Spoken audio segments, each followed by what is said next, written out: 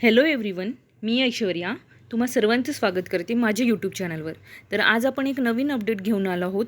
स्क्रीनवर तुम्ही बघू शकता, पुणे जिल्हा मध्यवर्ती सहकारी बँक मर्यादित अर्थातच पुणे DCC बँक यांची नोटिफिकेशन इसे प्रसिद्ध करण्यात आलेली आहे. शिपाई पदाकरिता सरळ सेवा भरतीने 2026साठी एक नोटिफिकेशन इथे प्रसिद्ध करण्यात आली आहे वेबसाईटवर आणि त्याच रिगार्डिंग आजचा आपला व्हिडिओ आहे. बरेच उमेदवार जे आहेत पुणे DCC बँक शिपाई पदाकरिता आतुरतेने नोटिफिकेशनची वाट बघत होते आणि ती नोटिफिकेशन आता प्रसिद्ध झालेली आहे. तर या व्हिडिओमध्ये आपण संपूर्ण माहिती बघणार आहोत. कोण इलिजिबल आहे, एक्झाम कशा स्वरूपात होणार आहे, एक्झाम पॅटर्न काय असणार आहे, या बाबतीमध्ये आपण डिटेलमध्ये आजच्या व्हिडिओमध्ये चर्चा करणार आहोत. मग व्हिडिओला शेवटपर्यंत तुम्हाला नक्की बघायचं आहे, कुठलीही माहिती तुम्ही स्किप करू नका. चला तर मग व्हिडिओला सुरुवात करूया आणि जाणून घेऊया संपूर्ण माहिती. तर तुम्हाला स्क्रीनवर दिसत असेल, पुणे जिल्हा मध्यवर्ती सहकारी बँक मर्यादित पुणे शिपाई 289 म्हणजे 289 एवढं रिक्त पदे ऑफलाईन इथे क्लिअरली मेन्शन करण्यात आलं आहे बघा.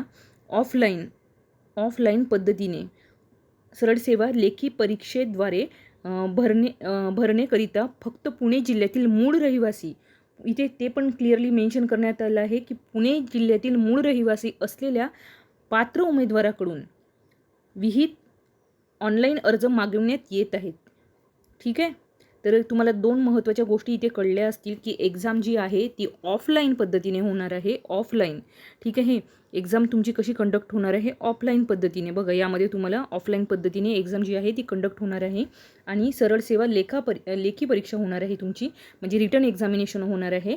आणि उमेदवार पुणे जिल्ह्यातील मूळ रहिवासी असलेले पात्र उमेदवाराकडून, म्हणजे पुणे जिल्ह्यातले तर असतील आणि ज्यांचं एज्युकेशन क्वालिफिकेशनमध्ये ते बसत आहेत अशा विद्यार्थ्यांकडून ही एक्झाम विद्यार्थ्यांना यामध्ये ऑनलाईन पद्धतीने अर्ज मागवण्यात येणार आहे. अर्ज जे तुमचे आहेत ते ऑनलाईन पद्धतीने मागवण्यात येणार आहेत. पण काही गोष्टी तुम्ही खूप महत्त्वाच्या आहेत, जसं की पुणे जिल्ह्यातील मूळ रहिवासी, तुम्ही पुणे जिल्ह्याचे आहात तर तुम्हाला या एक्झामचा फायदा घेता येणार आहे. तर ही खूप महत्त्वाची माहिती आहे. आणि आता डिटेलमध्ये बाकी गोष्टी आपण जाणून घेणार आहोत. दोन महत्त्वाचे पॉईंट तुम्हाला इथे कळलेले आहेत. यामध्ये तुम्ही बघू शकता, परीक्षा शुल्क आणि ऑनलाईन अर्ज भरण्याची जी वेळ आहे ती 4/8/2026 सकाळी 11 वाजतापासून सुरू होणार आहे आणि 10/8/2026 रोजीपर्यंत तुम्ही करू शकता. म्हणजे 4 ते 10पर्यंत, म्हणजे तुम्हाला 6 दिवसांचा वेळ इथे देण्यात आलेला आहे. तुम्हाला लवकरात लवकर हा ऑनलाईन अप्लिकेशन तुम्हाला करायचं आहे. ठीक आहे. ऑफलाईन परीक्षाची ऑफलाईन जी परीक्षा तुमची होणार आहे त्याची जी डेट आहे ते त्यांच्या वेबसाईटवर तुम्हाला प्रसिद्ध करण्यात येणार आहे. आणि त्याचा अपडेट जरी आला तरी मी तुम्हाला आपल्या चॅनलवर नक्की ते देणार आहे. तर कृपया टेलिग्राम चॅनलला जॉईन करा आणि यूट्यूब चॅनलला सबस्क्राईब करायला अजिबात विसरू नका. नंतर पुढे जे कागदपत्रे पडताळणी दिनांक वगैरे ज्या असणार आहेत त्यासुद्धा इथे तुम्हाला वेबसाईट देण्यात आलेली आहे. या वेबसाईटमध्येच तुम्हाला या सगळ्या गोष्टी अवेलेबल करून देण्यात येणार आहेत. ठीक आहे. आता महत्त्वाच्या सूचना आहे, याकडे तुम्हाला नक्की लक्ष द्यायचं आहे. पुणे जिल्ह्यातील मूळ रहिवासी असणाऱ्या उमेदवारांना 100% प्राधान्याने भरण्यात येणार आहे. म्हणजे तुमची जी भरती आहे ही पुणे जिल्ह्यासाठीच आलेली आहे. यामध्ये 100% प्राधान्य पुणे जिल्ह्यातील लोकांना देण्यात येणार आहे. उमेदवारांनी ऑनलाईन अर्ज दाखल करताना मूळ रहिवास प्रमाणपत्र म्हणजे जो डोमेसाईल सर्टिफिकेट व आधार कार्ड अपलोड करणे बंधनकारक असणार आहे. उमेदवार अपलोड केलेल्या अधिवास प्रमाणपत्राची डोमेसाईल सर्टिफिकेट छाननी कागदपत्रे पडताळण्याची वेळी करण्यात येईल. म्हणजे तुम्ही डोमेसाईल कुठला सर्टिफिकेट आता तर तुम्ही अपडेट देत आहात, पण नंतर तुम्हाला त्याचं व्हेरिफिकेशन हे नंतर होणार आहे. लेखी परीक्षा शुल्क भरल्याशिवाय रजिस्ट्रेशनची जी प्रक्रिया आहे ती पूर्ण झाली अशी कन्सिडर होणार नाही. म्हणून तुम्हाला रजिस्ट्रेशनसोबत तुमची जी एक्झाम फीज आहे ते देखील तुम्हाला परीक्षा शुल्क तुम्हाला भरणे अनिवार्य आहे. उमेदवारांनी लेखी परीक्षा शुल्काची रक्कम ऑनलाईन पद्धतीने भरणा करता येईल. बघा, ते जे एक्झाम जरी ऑफलाईन असली तरी जे अप्लिकेशन आहेत ते तुम्हाला ऑनलाईन माध्यमाने द्यायचे आहेत. ऑनलाईन पद्धतीनेच अप्लिकेशन करायचे आहे. आजपर्यंत तुम्ही बऱ्याच एक्झामसाठी ऑनलाईन अप्लिकेशन केले असेल, त्याचप्रमाणे सुद्धा हे असणार आहे.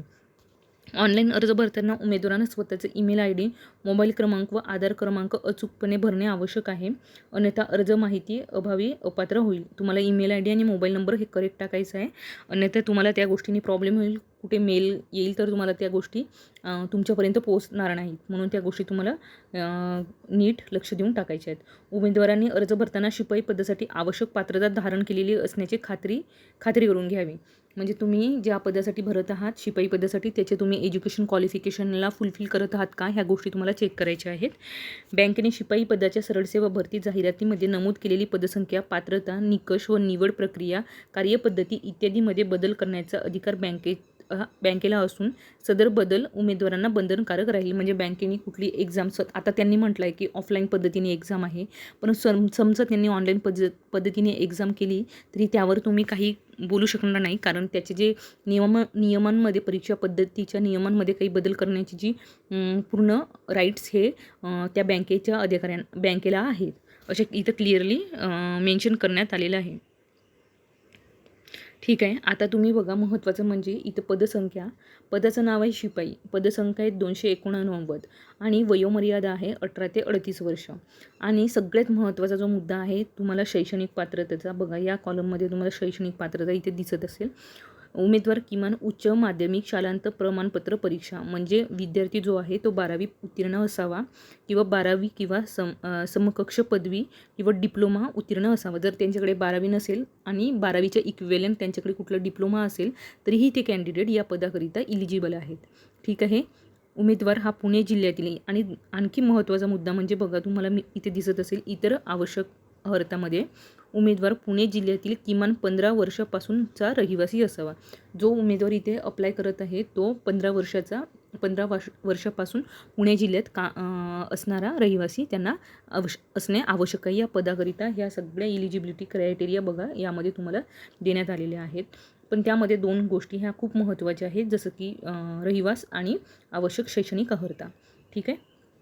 आणि जे एज्युकेशन क्वालिफिकेशन आहे, वयोमर्यादा व शैक्षणिक अर्हता ह्या दोन्ही गोष्टी 1/8/2026ला कन्सिडर केल्या जाणार आहेत. या तारखेपर्यंत तुमचे एज बसणे आवश्यक आहे आणि शैक्षणिक जे फायनल सर्टिफिकेट आहे ते देखील या तारखेपर्यंत तुमच्या हाती असणे आवश्यक आहे. ठीक आहे. अशा प्रकारे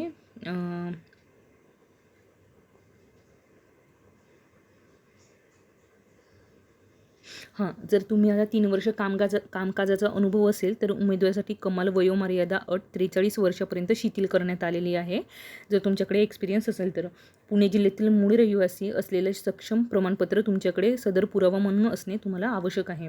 पुणे जिल्ह्याबाहेरील मूळ रहिवासी असल्यास विहित महिला उमेदवाराबाबतीत त्यांच्या पतीचे पुणे जिल्ह्यातील मूळ अधिवास प्रमाणपत्र आणि सक्षम प्राधिकरण विवाह नोंदणी प्रमाणपत्र देखील असणे आवश्यक आहे. जर महिला या पदासाठी अप्लाय करत आहात आणि त्यांचं लग्न होऊन ते पुणे जिल्ह्यात आले आहेत तर त्यांचं जो पती आहे त्यांचं तिथलं सर्टिफिकेट असणे हे आवश्यक आहे. शिपाई पदाचे शारीरिक हालचालीचे कामकाज करण्याची शारीरिकदृष्ट्या सक्षम असणे आवश्यक आहे. शिपाई पदाची पदसंख्या कमी करण्यासाठी अधिकार बँकेने राखून ठेवले आहेत. ठीक आहे. अशा प्रकारे आपण माहिती बघितली आहे जी बेसिक आहे. परीक्षेकरिता जी शुल्क लागणार आहे ती 1650 आणि अधिक 18% GST सर्व्हिस चार्जेस या सगळ्या गोष्टी तुम्हाला अप्लिकेशन फीज एकंदरीत 1650 रुपये एवढी तुम्हाला फीज ही पेमेंट करायचं आहे. परीक्षा शुल्क आकारले जाईल. ठीक आहे. सदर परीक्षा शुल्क हे नॉन रिफंडेबल असणार नाही. ठीक आहे. तुम्ही एकदा का पेमेंट केले आहे तर ते पैसे तुम्हाला रिफंड होणार नाही. परीक्षा कालावधीतील पगार तुम्हाला 12,000 इतका सुरुवातीला पगार हा देण्यात येणार आहे जेव्हा तुम्ही प्रोहिबिशनरी पिरियडला असणार त्या दरम्यान. ठीक आहे. आणि यामध्ये तुम्हाला वेतन श्रेणी इथे देण्यात आलेली आहे. ऑफलाईन परीक्षा पद्धती शिपाई पदाकरिता 70 गुणांची ऑप्टिकल मार्क रिकॉग्निशन पद्धतीने ऑफलाईन परीक्षा घेण्यात येईल. परीक्षेचे प्रश्न जे असणार आहे ते MCQ म्हणजे बहुपर्यायी स्वरूपाचे असतील. परीक्षेचे माध्यम मराठी असेल. परीक्षेत 70 प्रश्नांचा समावेश असेल. प्रत्येकाला 1 गुण राहील आणि एक्झाम जी आहे ती 75 मिनिटांची असणार आहे. ठीक आहे. त्यामध्ये तुम्हाला काही विषय दिले आहेत. विषय तुम्ही यामध्ये बघून घ्या. हे बघा, हे एवढे विषय आहेत. एक आहे शेती पुरवठा त्रिस्तरीय रचनेतील प्राथमिक माहिती, यासाठी 20 गुण. बँकिंग व सहकार यातील 15 मार्क. सामान्य ज्ञान व चालू घडामोडी याचे 15 मार्क. कृषी व ग्रामीण व्यवस्था यांची 10 मार्क. बुद्धिमत्ता चाचणी यांचे 10 मार्क. एकूण 70 मार्कांची ही तुमची परीक्षा इथे घेण्यात येणार आहे. ठीक आहे. आणि तुम्हाला लेखी परीक्षेत प्राप्त होणाऱ्या गुणानुक्रमे रिक्त पदांचे एकास तीन प्रमाणानुसार मुलाखतीस पात्र उमेदवारांना या बँकेच्या प्रसिद्ध स्थळावर तुमची एकाच 3 अशा रेशोमध्ये उमेदवारांना तुम्हाला एक लिस्ट लावण्यात येईल. पात्र उमेदवारांना मुलाखतीपूर्व आवश्यक शैक्षणिक अर्हता व इतर संबंधी मूळ प्रमाणपत्राची प्राथमिक कागदपत्रे पडताळणी बँकेच्या अधिकाऱ्यामार्फत करण्यात येणार आहे. यामध्ये तुमची एक छोटीशी मुलाखत देखील होणार आहे. तुमची ही एक्झाम झाल्यानंतर एक लिस्ट येईल, त्यामध्ये तुमची मुलाखत होईल. कागदपत्र पडताळणी त्यावेळेस तुमचे डॉक्युमेंट परत चेक केल्या जाणार आहेत बँकेच्या अधिकाऱ्यांकडून.